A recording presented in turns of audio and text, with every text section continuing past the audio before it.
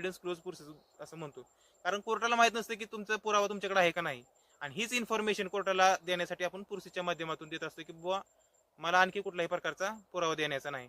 तसेच compliance process पण असते. समजा एखाद्या दाव्यामध्ये आपण स्टॅम्प कमी लावला असेल आणि त्यावेळेस जर क्युरी काढली गेली की बाबा ह्यामध्ये स्टॅम्प कमी आहे, आणि त्यानंतर जर एखाद्या गोष्टीची आपण पूर्तता करत असेल, तर ती पूर्तता करत असताना नुसतं जाऊन स्टॅम्प जोडला तर कोर्टाला काही कळणार नाही. कोर्टाने कुठेतरी ऑर्डर केली पाहिजे किंवा काहीतरी झालं पाहिजे, कळलं पाहिजे, यासाठी आपण